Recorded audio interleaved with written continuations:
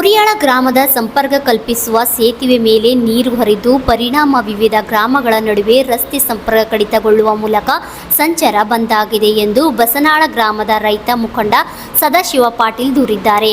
ತಾಲೂಕು ಸೇರಿದಂತೆ ಹಲವು ಕಡೆ ಭಾನುವಾರದಿಂದ ಸತತವಾಗಿ ಮಳೆಯಾಗುತ್ತಿದ್ದು, ಬಸನಾಳ ಗ್ರಾಮದಿಂದ ಕೊರಿಯಾಳ ಗ್ರಾಮಕ್ಕೆ ಸಂಪರ್ಕ ಕಲ್ಪಿಸುವ ಕಿರು ಸೇತುವೆ ರಸ್ತೆ ಜಲಾವೃತವಾಗಿದ್ದರಿಂದ ಹೊಲಗಳಲ್ಲಿ ನೀರು ನುಗ್ಗಿ 200ಕ್ಕೂ ಎಕರೆಗೂ ಹೆಚ್ಚು ಸೋಯಾಬೀನ್, ಉದ್ದು, ಹೆಸರು, ತೊಗರಿ, ಕಬ್ಬು ನೀರಿನಲ್ಲಿ ಮುಳುಗಿ ಅಪಾಯ ಪ್ರಮಾಣದಲ್ಲಿ ಬೆಳೆ ಹಾನಿಯಾಗಿದ್ದು, ಸೇತುವೆ ನೀರಿನ ಪ್ರವಾಹದಿಂದ ರೈತರ ಜಮೀನುಗಳಿಗೆ ಫಲವತ್ತಾದ ಮಣ್ಣು ನೀರಿನ ಪಾಲಾಗಿದೆ.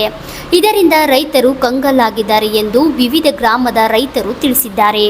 ಇದರಿಂದಾಗಿ ಸುತ್ತಮುತ್ತಲಿನ ನಡುವಿನ ಗ್ರಾಮಗಳ ಸಂಪರ್ಕ ಕಡಿತವಾಗಿದೆ.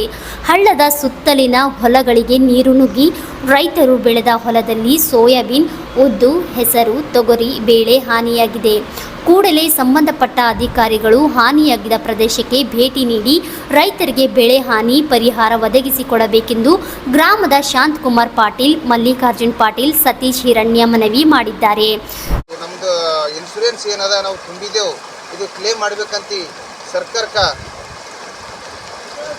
ಸರ್ಕಾರಕ್ಕೆ ಏನದಪ್ಪ ಅಂತಂದ್ರೆ ನಾವು ಒತ್ತಾಯ ಮಾಡತ್ತಿದ್ದೆವು.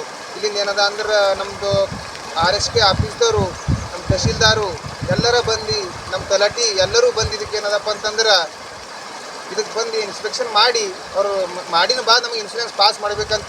ಮತ್ತೇನದ ಅಂದ್ರೆ ರೈತರಿಗೆ ಅದೇನೋ ಆನ್ಲೈನ್ ಮಾಡ್ಬೇಕಂತ, ಇನ್ಶೂರೆನ್ಸ್ ತುಂಬಿಂದು ಆನ್ಲೈನ್ ಮಾಡ್ಬೇಕಂತ. ಮತ್ತೆ ತುಂಬಿನ ಬಾದ್ ಅದು ಏನದ ಅಂದ್ರೆ ಒಟ್ಟು ಯಾರು ರೈತರಿಗೆ ಬರಲ್ಲ. ಅದು ನಾವು ಅದು ಫೋನ್ ಹಚ್ಲಾಕ ಹೋದ್ರೆ ಯೂನಿವರ್ಸ್ ಅದು ಏನು ಶಾಂಪು LIC ಅದ, ಅದಕ್ಕೇನದಪ್ಪ ಅಂತಂದ್ರೆ ಯಾರಿಗೆ ಭೀ ಆನ್ಲೈನ್ ಮಾಡಕ್ಕೆ ಬರಲ್ಲ. ಆನ್ಲೈನ್ ಮಾಡಲತ್ತರ ಅದು BG ತೋರ್ಸ್ಲತ್ತದ. ಅದಕ್ಕೆ ಅದು ಏನದಪ್ಪ ಅಂತಂದ್ರೆ ಸರ್ಕಾರ ಅದಕ್ಕೆ ಇನ್ಶೂರೆನ್ಸ್ ಪಾಸ್ ಮಾಡ್ಬೇಕಂತ. ಪ್ರತಿಕಾಂತ್ ಸ್ವಾಮಿ, RJ32 ನ್ಯೂಸ್, ಔರಾದ್.